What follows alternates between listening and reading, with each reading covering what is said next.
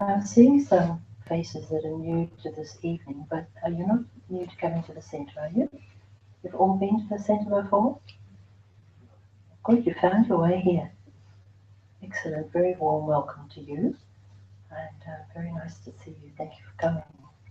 So, introducing Danny with this topic, the happiness habit. Now, Danny's originally from New Zealand. It's not far from Australia, and he graduated in law there and has been working in Frankston here for some time now, and he's a resident of this retreat centre. So those who've been here often would have seen him because he acts as the manager of the kitchen in his time here. So all of us have various jobs, and that's one of the hats that Danny wears. So we would want him to have a happiness habit in the kitchen because we believe the vibration very much affects the food that's presented. So you can judge for yourself and then decide whether you'll come here for a meal. So welcome, Danny, and we're looking forward to seeing what you have to say. Cool. Welcome everybody along. Hope you enjoy the night. You're all warm enough. I've got my cheat sheet set up here to help me as I go through the night as well, so you can forgive me just so you know what I'm referring to. What's he doing? It's this cheat sheet for the night. So I've been reflecting on, for myself at least, what is happiness, and also a little bit philosophically, what are some of the different takes on happiness, because I think it's one of those topics that by thinking about it and exploring it and getting into it, you just learn more about what it is for one's own self. My take is that it's not like there's just one formula, but actually we have to kind of build our own formula for what works in our own lives. And there's quite an array of personal strategies that will work for us. And what works for me may not work for somebody else. I remember one philosopher about happiness, and I can't remember the person, but the philosophy was utilitarianism, which their basic idea was that whatever is the greatest happiness for the greatest number of people is the decision you should make in life. So because we have to make difficult decisions sometimes in life, and so the way you could assess what decision you should make is what's going to make the most number of people happy. It sort of makes sense, yeah? But I always think the challenge is how do you measure or determine what's meant by happiness? Because there's different types of happiness, and one author on happiness is quite well known, Martin Seligman. He's sort of seen as the father of positive psychology, and he's broadly characterized a happy life or happiness into three main categories of a happy life. And it was very interesting for me to read a little bit of his research on happiness. The first type of happy life he refers to is what he calls the life of pleasure. And you could imagine it's just where we follow a life where we have everything materially, sensually, that we like to have. We have it, we take it. So hedonistic or pleasure-seeking type of life. And in the research that he did, that type of happiness was shown to have very little, if not no impact at all, on people's overall long-term sense of well-being and happiness. Interesting, huh? Because generally we think, well, that's the life you want, the life of the rich and famous, where you've got it all, you've got the sports car, you've got the mansion, you can buy whatever you want, have whatever you want. But statistically, they have not been able to correlate that type of lifestyle with being happy, basically. The second type of life that he talks about is what's called the life of engagement. And this is where people's sense of happiness or well-being they get from family, social relationships, networking, and their employment. And so we try and get meaning or derive our happiness from engaging in those sorts of things in society. And those people rated much better in happiness than people who are doing the life of pleasure. That's the second type of life.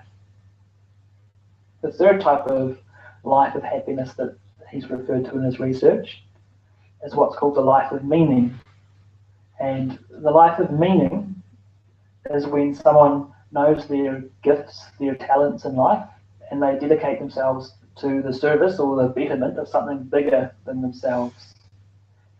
To an extent, you can see that these overlap as well, because you could say that to some extent the life of meaning is derived through motherhood or fatherhood, because parents dedicate themselves to something bigger than themselves, i.e. the life of others and the fulfillment of that. But it can also be different things that people make as their baby, if you like, but the service of some cause or some sense of purpose or meaning that is beyond just their own, what you could say is selfish needs, yeah? Because it's just my needs. It's something, if we find something that fulfills us beyond just our own personal needs and materialistic needs, there's a huge amount of happiness and meaning people derive from that. So then this third type of people rated as having the most happiness in this psychological research. And so there's a lot of research as to what makes them happy, what are some of the subsets or categories or habits of their life, and that's kind of the guts of, if you like, of this evening's talk. Because you can look at happiness in so many different ways, but one aspect is habit.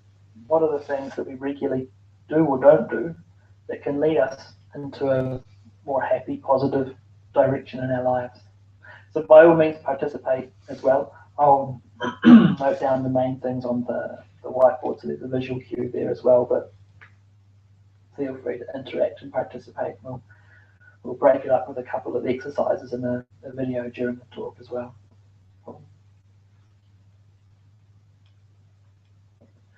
Now these aren't necessarily like ranked in order of best or worst. I am numbering them, but it's not supposed to sort of signify priority or importance.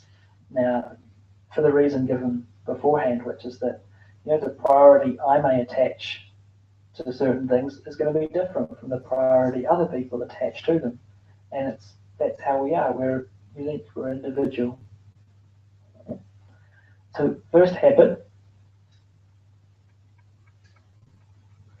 Of course, I am biased because this being a meditation, spiritual-based talk, I've chosen self-awareness as the first habit, and it's because it's also the habitual aspect, and so I'm using meditation as the example of self-awareness, but there may be other things that we do as a practice to develop or maintain a level of internal awareness.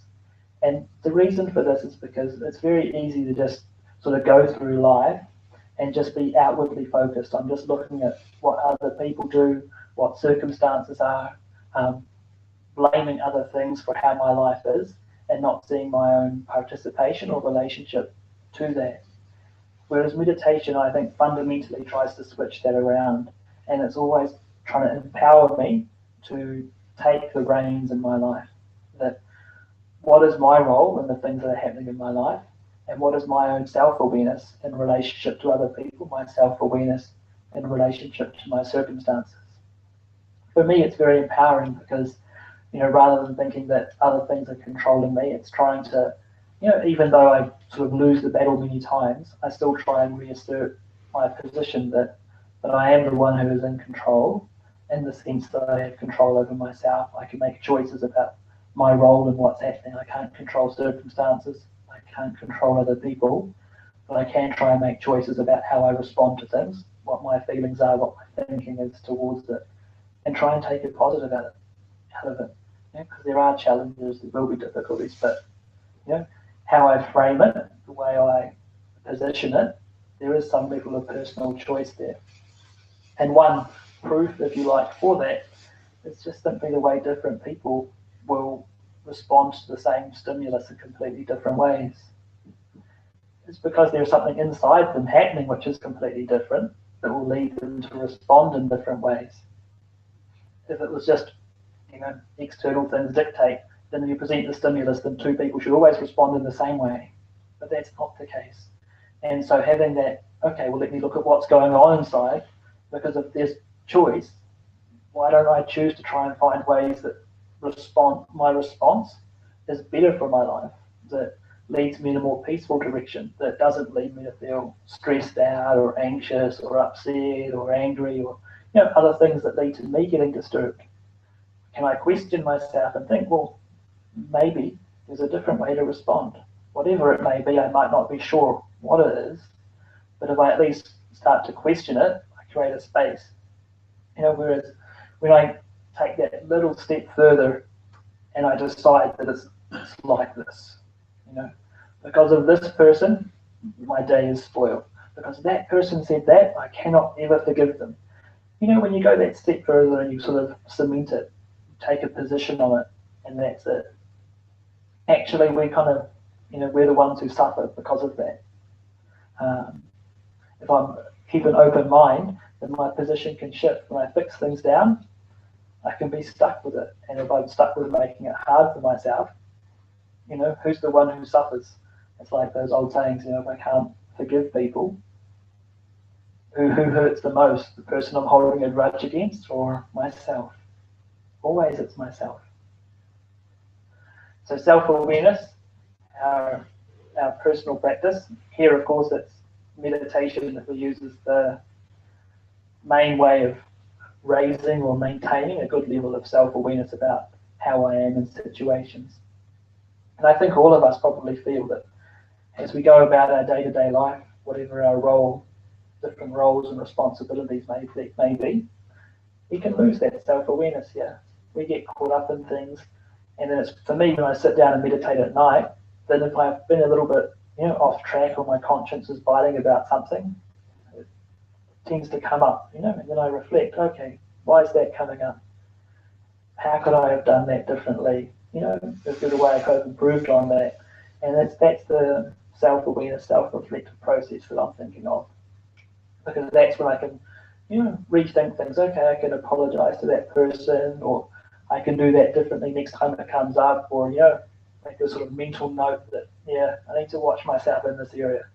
How many times do I keep on slipping on the same spot? No point in, doing it. But if I don't have that practice or process of checking myself, I'll never gain that awareness. It'll just continue. And generally, it can repeat, So I need to repeat it.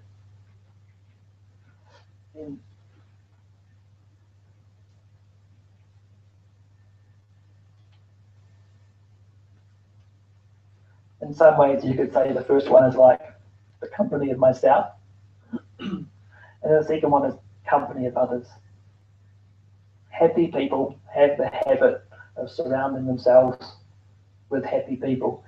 Now, it's not to kind of put out some narcissistic, keep away from people who aren't happy type of concept. It's not that. It's more just that, for example, there's not one of us here, I'm sure, who doesn't know someone who isn't always continuously happy. And we ourselves will know that that's not true of ourselves. But for example, I may put boundaries on different relationships so that if there is someone who I find challenging to maintain my happiness around, it's difficult to always say happy. They're very negative about stuff, or they just want to have a kind of a gossip and a whinge, and that's my role is just for them to kind of, that maybe I contain the amount of time that I spend with them, so that, I organise that I can spend half an hour and then something else is going to come up, whatever it may be, or I try and implement things that it's going to be a little bit on different terms, that if it's always the same thing. One thing I like to do is, okay, well, if I'm going to spend time, why don't we do this activity or that activity? Something that I think will actually help snap them out of, their habit of negative stuff, whatever it may be. So, happy people with happy people. Now, third one was to do with how I, again, back to self-awareness, but this understanding that you can only practice different qualities, virtues, if there are challenges in your life. And so keeping this kind of positive frame of reference, that patience, tolerance, peacefulness, if you want to have those qualities, if you want to have that kind of character, when's the opportunity to practice unless there's something that tests your patience, tests your tolerance, tests your sense of internal peace. And if everything was just easy, nothing ever fazed you, challenged you, I don't know, for me, I don't think I would probably learn much. Do you guys feel that we would learn or grow or have self-development if we didn't have something that extended us a little bit? And then as we learn and grow and, get better at life, the tests probably have to raise up a little bit, don't they? You pass a certain class, so you have to have a slightly higher or bigger test so that you can go up again. And so it goes on. And I like this metaphor of life being like a school, and meditation often marries itself with this kind of self-development type philosophy, that it's really important that I have that internal focus, that I keep growing and learning in my life. And so self-development.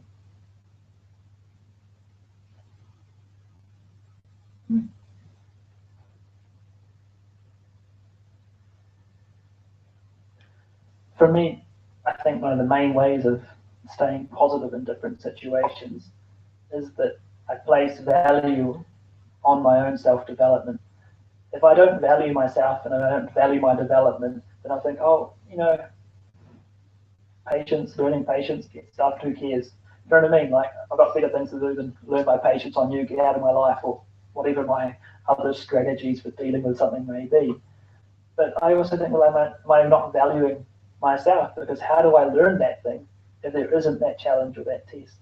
And if I value myself, I do want to keep growing. I do want to keep expanding. And so I challenge myself to think differently about that person, that relationship, that situation, that make me value that I need to learn these qualities in my life. Otherwise, what is the sort of use or value in that self-development perspective? I want those things to continue. Now, the fourth one, common one, variety, the spice of life. So happy people have a lot of variety in their life. And for this, I was going to play a short YouTube. For those that watching at home on the webcast, if you Google telekinesis practical joke, you'll get the whole range of YouTubes. And for me, anyway, one variety is a little bit of light entertainment. So I was going to ask Tim to play a video. It will just take a minute, so don't turn immediately. But ultimately, it will play. And it only lasts a few minutes. But people may or may not have seen the horror movie Carrie. And this is a practical joke that relates to that. It's not scary for us, but it may have been scary for some of the people who were affected by it or influenced by it. But I'm using it as an example of variety and entertainment as an important part of life. So Tim will bring that onto the screen, but until it's ready, the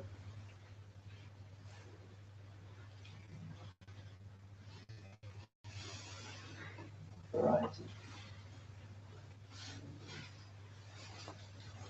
The one we'll talk about after the video is to do with stockpiling, and we'll do a small exercise in relation to that as well, because one way of looking at life is that we store inside of ourselves different experiences as we go through life, and just checking what I kind of keep inside and what I value. And so we'll do a wee exercise to kind of bring out a few things to do with what's often called attitude of gratitude or art of appreciation. It's actually like a whole topic in itself, but I will also pick on it as one habit,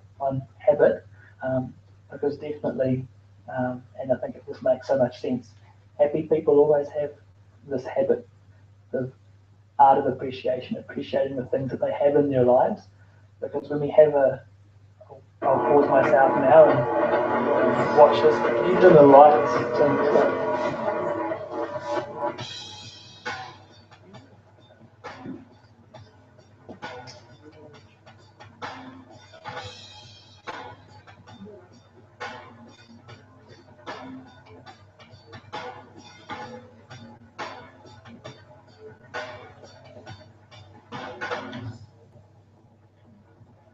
Okay, I got a small coffee.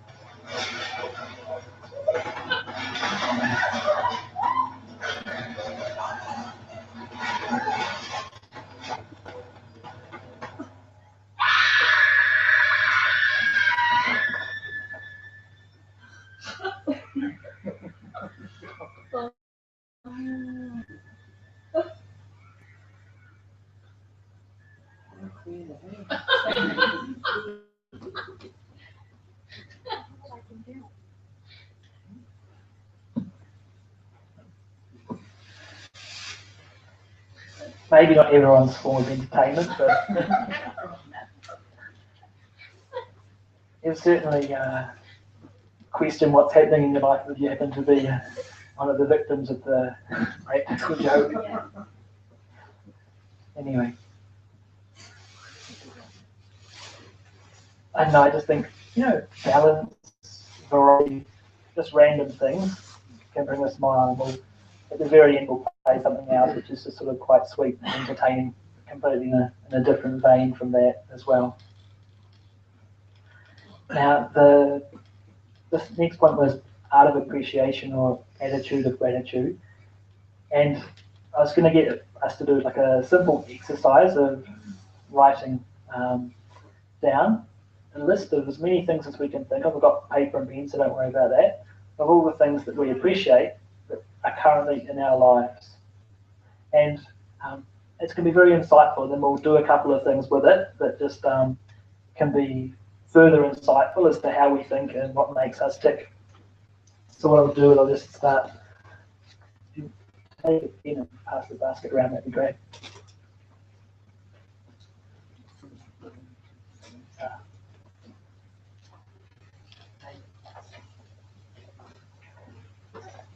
So when you eventually get a pen and a piece of paper, and people are watching at home, by all means please join us and get a pen and a piece of paper and note down the things that you appreciate that currently are present in your life.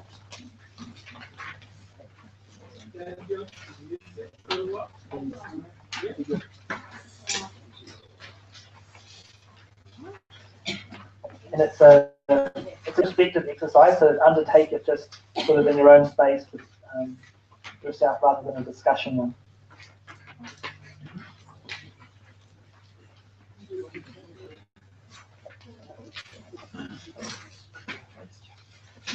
Does everyone have a pen and a piece of paper? Cool. Any questions? Or people are clear about the exercise? Straightforward? Cool. Just have about good 3 minutes to write list as many things as you can. You're happy for, grateful for.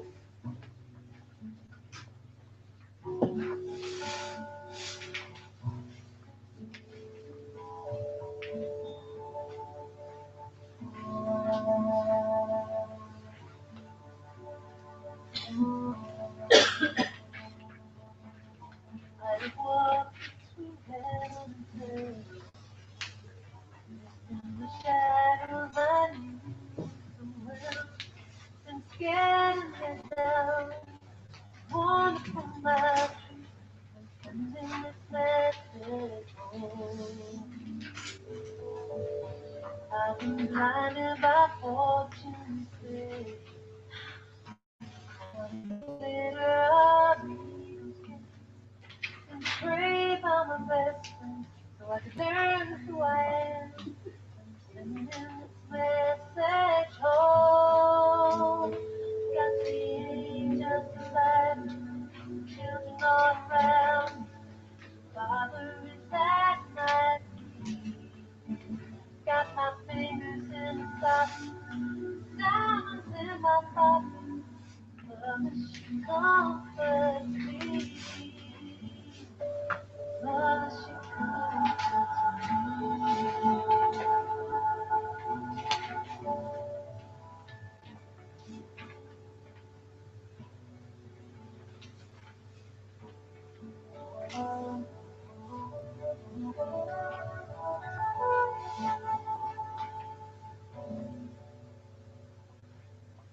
Heard all the lies that these wise men said. Lost in confusion of words they said. Truth is so simple. Did you right in the eye? It's all in the message home.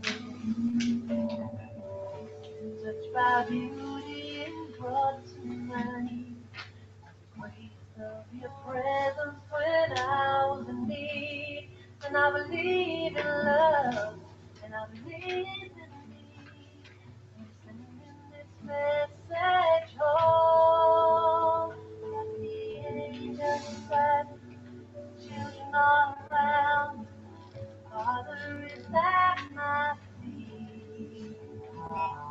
my fingers in stockings, diamonds in my pocket.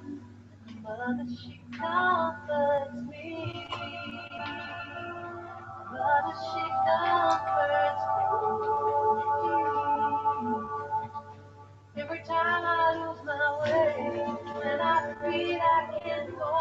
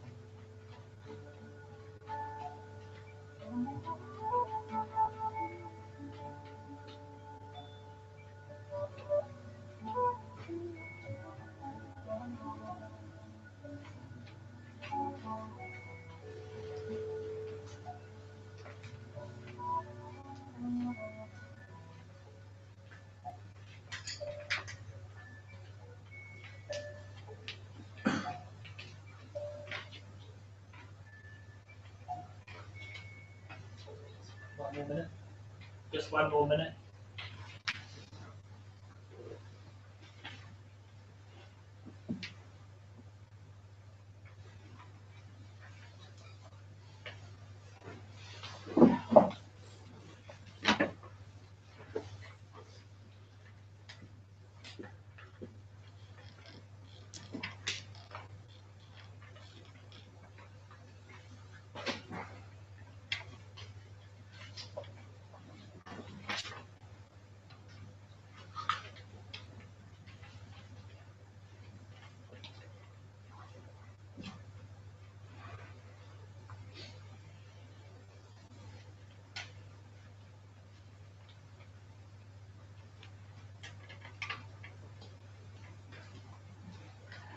Now, reflecting on what's on the list, I was going to ask one question for each of you to think about public, but I'm always interested if people wrote things about themselves on the list as well, because what I find is that people tend not to, and so what I would encourage now is at least 2 things that you're grateful for. And by yourself, I mean things that you love about yourself. If love is too strong a word, then a couple of things that you think are okay about yourself, character-wise.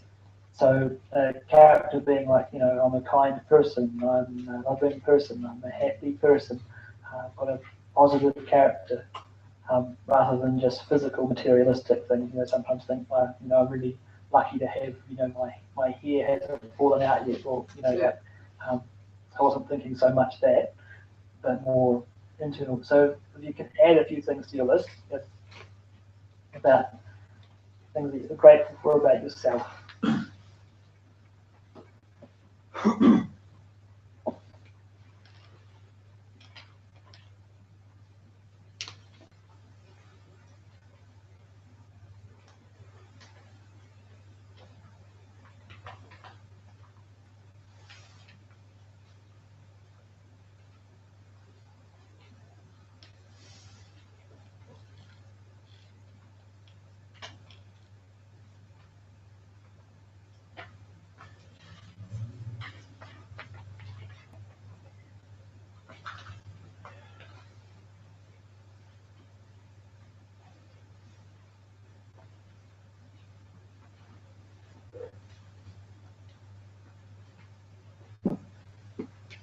Cool. Now, each one can stand up and read their whole list out. Ha, kidding. You can fold it up and stick it in your pocket and no one will ever know. But one thing in terms of just kind of getting a little bit of personal insight into myself, because nearly always over half of any group of people that you ask hate the second part of what I just asked people to do. And I don't say that to kind of make you think it's okay. I say that because I think it's an issue that we have in society, and it's something that meditation tries to address, which is people's sense of value for themselves. And meditation really wants to address that, because if I am asked to find something I appreciate about myself and I hit the block, it just goes like, what? You want me to do what? What is that inside about our self-esteem or our self-worth? And why is it that it becomes so common in the people that we certainly interact with here? And certainly a habit of happy people is they really do find things they appreciate about themselves. And there is absolutely no one who doesn't have things that are valuable about them. And I just need to, I personally think it's good if we can take some time and take that as a homework project, if you like. I didn't know that about myself. That's something to think about. If there's, maybe I can build things that I appreciate more about who I am, my own character. By character, I mean non-physical things, like the traits of the personality. Because how we are physically, or if it's like my role or my position or the people I know, those things aren't as stable as finding things that I actually like about who I am inside. Generally, what we focus on here is values and virtues: love, peace, happiness, contentment, integrity, honesty. Because those things aren't physical, they're not tangible, and so that's what we mean by spirituality or by spiritual things. Physical thing, chair, car, bus, house, straightforward. Non-physical things, that's spirituality. And so these are the character traits, the qualities of people. And it's like, the more I have that in myself, the more that in others around me, out of my life. When I just see things in an externalized way, then it's like I can also build that into my life as well. But then I can block out or suppress or spiritual side of what it means to be human. And there's a sort of a bit of an old saying that we've become human doings rather than human beings. Because of everything that I kind of look at and see and build into my heart and my life is just externalized. Where's the being part of who I am? Because the being part is intimately connected to these virtues, to the positive qualities in myself and in others. What is human life without love? What is human life without happiness? Would you even want it? If you remove love and happiness from human existence, would you even want to walk on the earth?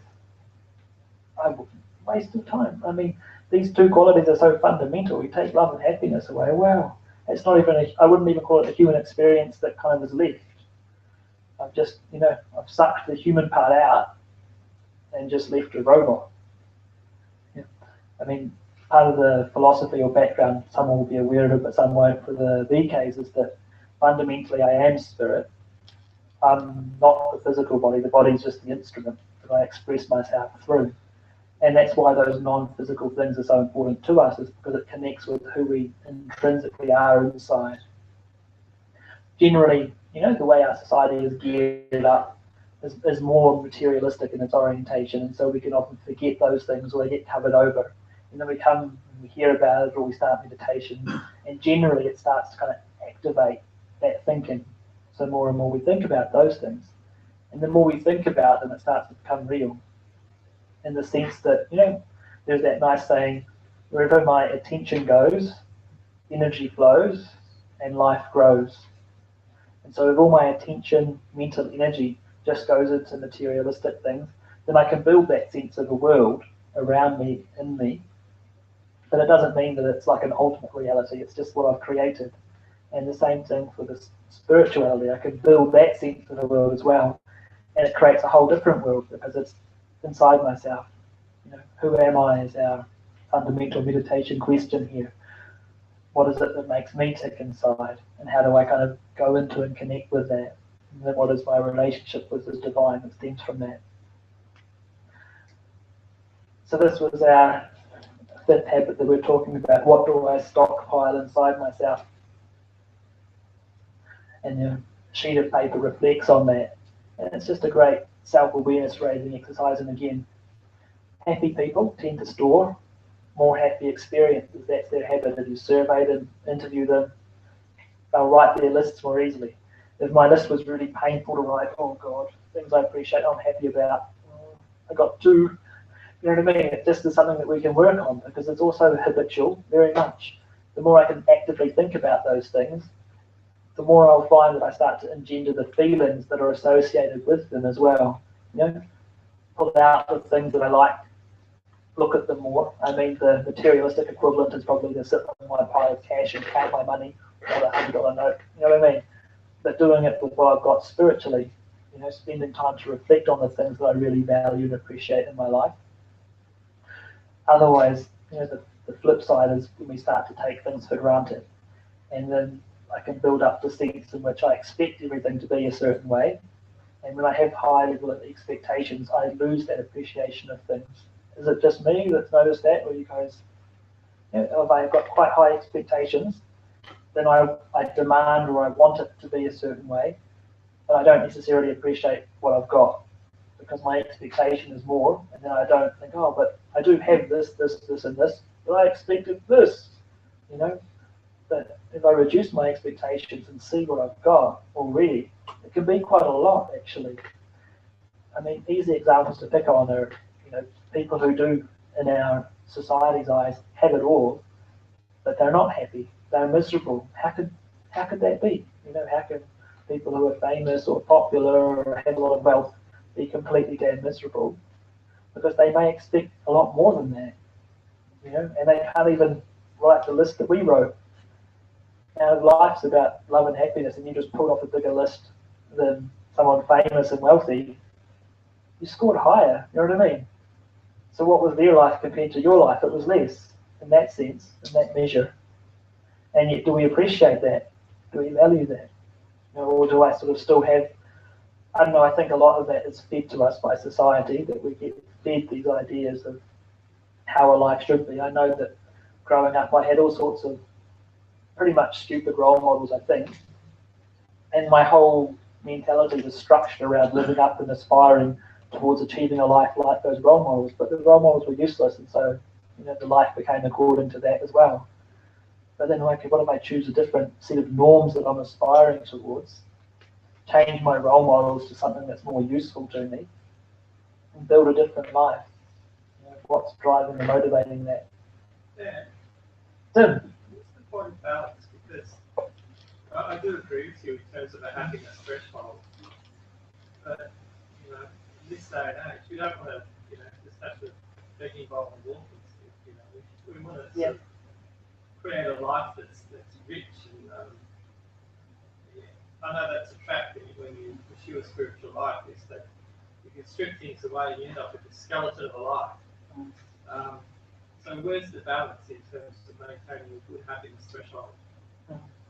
So we've categorised as well, in case people didn't hear, Tim's asking, what's the balance? Because maybe we have a picture of a spiritual life and think that, okay, well, if I'm going to take a more spiritual orientation towards life, and then I may reject or move away from materialistic things, do I just have like a walking stick, a begging bowl, you know, my loincloth, and that's it? That's all I need. I'll sort of take my bowl around and get people to put food in it, you know, as one extreme, as opposed to another extreme where I've got my, you know, my Lamborghini and my house and blah, blah, blah. The way we look at it here is very much trying to kind of find a middle path that, and there's a nice sort of, I think it's a Gandhi quote, that there's enough for, to modernise it, every person's need, but not enough for every person's greed. And I think we have to sort of work out for ourselves, what is our need and when do I exceed what I actually need, so that we come in between the two. It's not so extreme from a BK path that I become ascetic and have nothing and just, you know, sleep on the floor or whatever it may be. We're still allowed to, I mean, it's all personal choice anyway, but very much here we advocate that people can choose and set their own boundaries and parameters around what's important to them. But that getting into excessive where I do things for show, or it's just superficial and I don't actually need those things or don't really add anything valuable, then what's the point? Or if it starts to take me away from my own sense of internal worth, that I start to feel valuable only because of the badge on my car, or I start to feel valuable only because I have association to certain people who I consider to be important, then it's like it starts to undermine my own spirituality because I'm trying to get my self-worth from a fake source. Whereas if I'm using meditation to try and cultivate my own sense of self-worth, it's coming inside, then it's independent or stable. I'm not drawing on other things to sort of prop me up. Does that answer where your question was coming from, Tim? Thank you.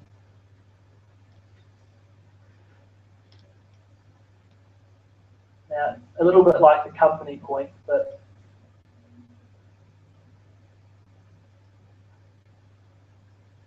happy people spend time with their friends.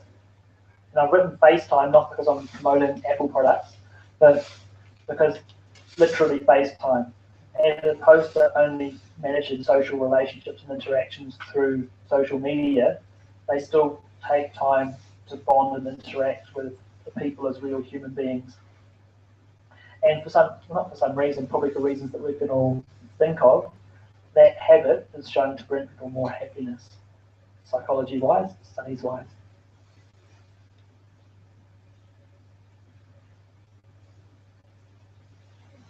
Another habit, happy people, culture of volunteerism. So whatever it may be in the community that inspires or motivates us, happy people do things for free. They do things for the love of it.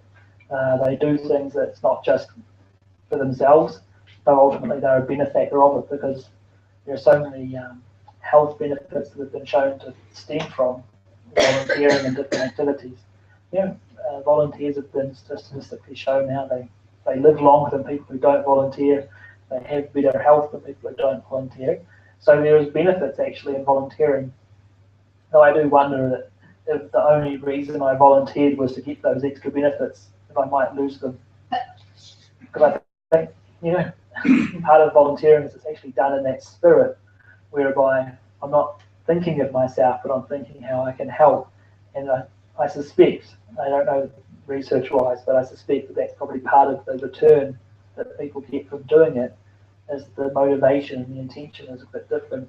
Because day-to-day life isn't quite the same spirit in that way. Okay, I'm going to refer to my cheat sheet to make sure I'm still going in order.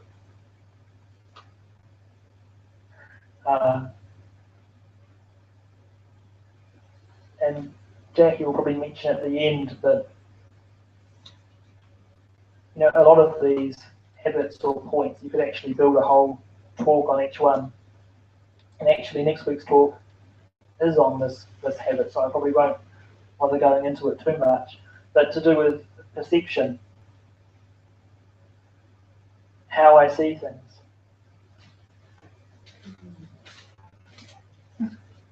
And the classic example and it's actually the title of next week's talk, the glass is half full, I think something like that is the actual topic itself. Because it's the same thing externally, but the way we describe it in our language is different, and that's because our perception of that thing is different. But it reflects on me. It's got nothing to do with the glass. If I say half full or half empty, I'm the one who's describing it. Why am I describing it in that way? And then you map it onto different things in your life. Because what is my perception of events? I have to challenge it sometimes. Because I might say, it's like this, it's bad, negative, I'm not happy with it. But is it just a situation whereby actually I'm just seeing something half empty when I could be seeing it half full? And in self-development, I try and think of different ways that I can reframe, recharacterize events, things that are happening in my life, so I can build more of a half-full scenario. Because it's choice. In the same way that the glass is a choice, half full or half empty. And some of the ones we already talked about was, well, how will I learn to be patient or more peaceful or tolerant of others or understanding of difference unless I'm exposed to some challenges? And so again, it's like that's putting a half full spin, if you like, on my perception of events, because I'm looking at a way to see it in a more positive light. I may have thought that no, it's definitely bad, it's all bad, I wish it never happened, it's ruined my life. Really? Who said? You said? Is it helping you to think like that? Can I challenge it? Is there another way of dealing with it? Is it going to make me happy if I think that it's definitely the worst thing ever and it's terrible when this person's rotten and should die? Is it going to help? Doubt it. And so again, I mean, it's just, only you're the keeper of this dialogue that you have with yourself. It's private. I don't know what's going on. Other people don't know what's going on. But if we question ourselves and overturn some of our past decisions, it may help us to actually be happier. Because if I've locked events down as being a certain way, it may not help me. And there may be other ways of thinking about it or dealing with it. Now, these are the main habits we were going to look at tonight. Now we're going to have some meditation, and then I think before the meditation we'll play that YouTube and then have some meditation. Is that okay, Tim?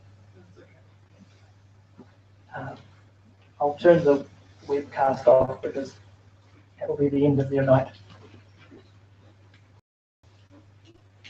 If you're listening on the webcast, if you Google, I think it's amazing Asian ring performer, then you will get this YouTube. Okay, bye webcast.